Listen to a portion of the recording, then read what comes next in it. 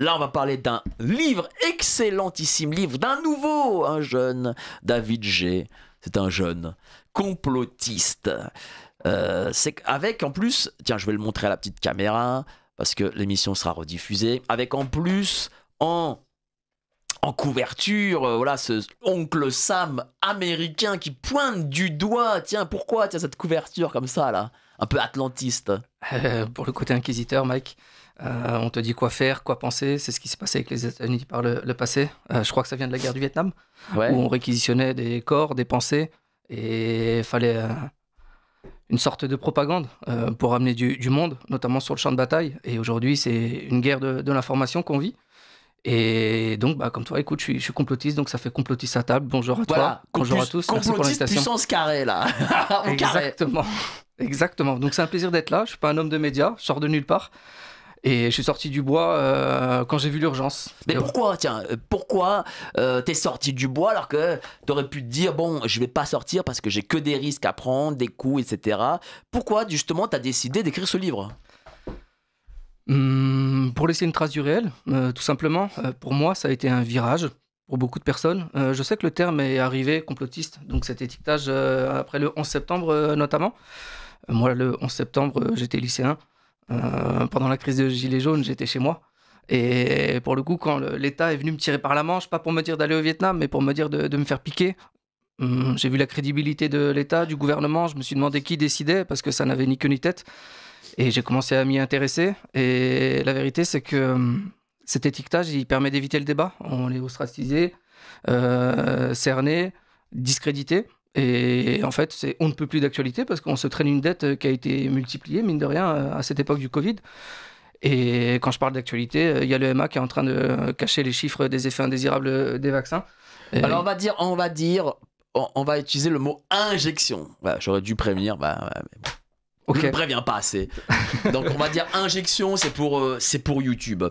Donc oui, ces effets indésirables dont on parle toujours pas d'ailleurs en France. D'ailleurs là on a mis le couvercle, on veut pas en parler. Alors il y a eu un article sur le Figaro qui a parlé de 200 000 effets indésirables, mais cet article était payant déjà. Donc et 200 000 officiels, ce qui n'est pas beaucoup parce qu'il faut savoir qu'il y a derrière ça, il faut aller voir des agences, etc. Ça dure des plombes. Alors j'imagine qu'on a peut-être plus, on est plutôt en millions, j'imagine, d'effets qu'en centaines de mille. Pourquoi justement en France, plus qu'ailleurs, hein, c'est vraiment plus qu'ailleurs. On sent qu'en France, pourtant on parle de liberté, on a cette chape de plomb. Comment on l'explique ça? Alors, je travaille absolument pas dans le milieu médical, je suis dans le milieu du non, foot. Mais dans tous les domaines, je parle dans tous les domaines. Hein. Okay. Voilà, on est toujours dans le politiquement correct, tout le monde a peur de dire des choses. Par exemple, ce terme complotiste, il faut savoir que 40% des Américains le revendiquent. 40% des Américains le revendiquent. J'imagine qu'il n'y a même pas 4 Français dans toute la France qui le revendiquent. Et... oui. Et parmi les 4, la moitié est ici. Il y a des sujets en France qui sont tabous depuis des dizaines d'années, on le sait. Je ne parlerai pas de politique avec vous. Là, quand on parle de politique, on parle de décision gouvernementale. Le pouvoir en place, parce que c'est une question de rapport de force. Hein. Le pouvoir en place, donc avec l'aide des médias, de la justice et des instances scientifiques, donc, ça a accaparé le sujet et l'a façonné l'opinion publique. Enfin... les médias de masse, c'est une caisse de résonance à variations multiples. On te dit quoi faire, quoi penser, ce qui est bien, ce qui est mal, ce qui est vrai, ce qui est faux. Et en fait, il y a des termes clés. Complotiste, c'en était un. Antisémite, c'en est un. Antisémite. Facho, c'en était un. C'était les premières étiquettes. Il est raciste, lui parle pas, il est facho. C'était les premières étiquettes. Donc, il y a toujours eu des sujets tabous. La vérité, c'est qu'aujourd'hui, moi, je parle pas d'effets indésirables. Moi, je parle d'effets non désirés. Parce qu'on nous a mis la seringue sous le cou. Ma mère travaille dans un EHPAD. Donc, toi, tu te fais injecter, soit tu perds ton travail. Et après, c'est des histoires individuelles, personnelles, mais c'est l'opinion publique qui a été façonnée et qui l'est encore aujourd'hui. Je prends l'exemple de Dieudonné et de beaucoup d'autres, beaucoup de dissidents, où en fait, on se rend compte qu'il y a l'attelage politique, médias, justice, qui prend le réel, qui se l'accapare, qui le façonne et qui le fait rentrer dans le bec. Et c'est ce qui se passe, c'est ce qui s'est passé. Donc c'est soigneusement mis sous le tapis, parce que la vérité, c'est qu'aujourd'hui, les effets non désirés, ils remettent en cause absolument tout. Absolument tout. L'injection est-elle efficace? Était-ce pertinent? Est-ce qu'on avait suffisamment de données? Est-ce que la balance bénéfice-risque valait le coup?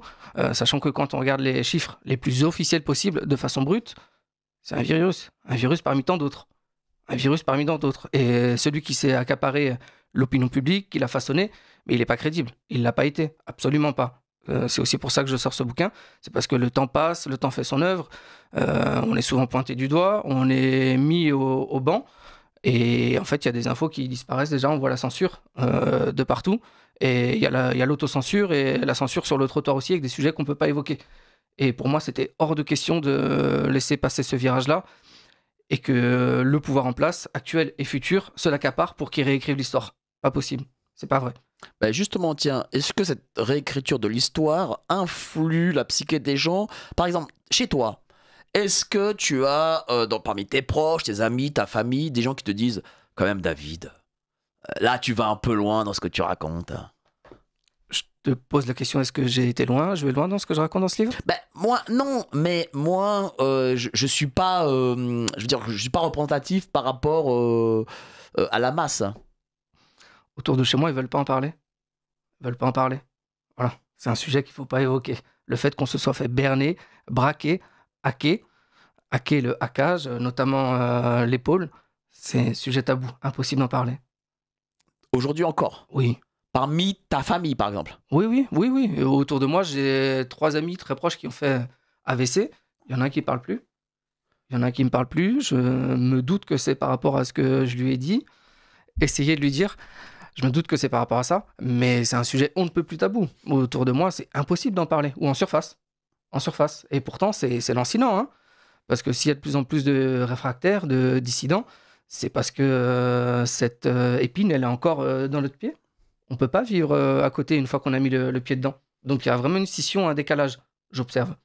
Une scission? Oui. C'est fort comme mot. Je trouve, entre les dits complotistes, les dissidents et ce qu'on appelle les normies. Pour moi, c'est vraiment 2 mondes qui sont les distincts. normies, pour les gens qui nous écoutent, qu'est-ce que c'est? C'est quelqu'un qui est dans le conformisme, la norme. C'est-à-dire 90% de la population. Oh, je pense que tu peux monter à 95. 95? Bon, allez, on va dire à 90 pour être optimiste. Ouais, pour être optimiste. Moi, je ne suis pas optimiste aujourd'hui. Mais ok, 90%. Et en fait, c'est ce qui veut nous forcer à faire. Enfin, on veut forcer les 5 ou 10% à se conformer ou à se taire. T'es pas optimiste? Non.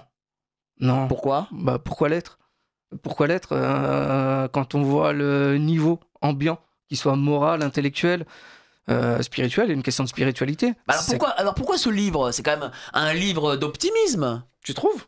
Bah, quand même, c'est une sorte de cri, justement pour qu'il y ait derrière une sorte de débat, pour que les gens peut-être changent un peu de vision, non? Ben pour moi, les sources d'optimisme, c'est des personnes comme toi, comme moi, comme les réfractaires, donc une large minorité, une très large minorité. C'est ça qui est source d'optimisme. Parce que si on se base sur les faits, absolument tout donne raison aux complotistes jusqu'à présent sur le sujet du Covid ou du sur pangolin. tous les sujets, hein. Oui. Sur tous les sujets en réalité. Hein. Ouais, mais on vit une ère où la vérité importe peu. Je sais pas, on a parlé la réinitialisation. Bon, je suis obligé de donner le terme anglois, le Great Reset.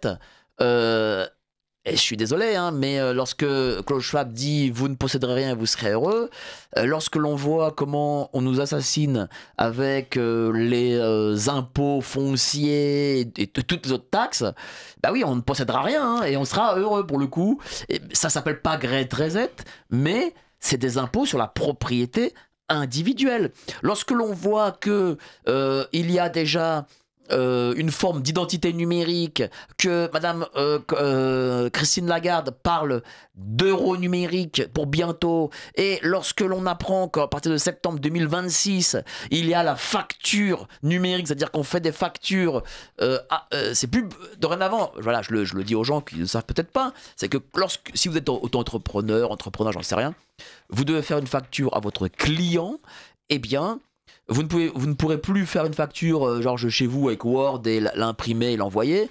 Vous devrez passer à partir de septembre 2026 par un organisme dit indépendant qui vous validera votre facture. Bah, tout ça, ça a été annoncé par les complotistes.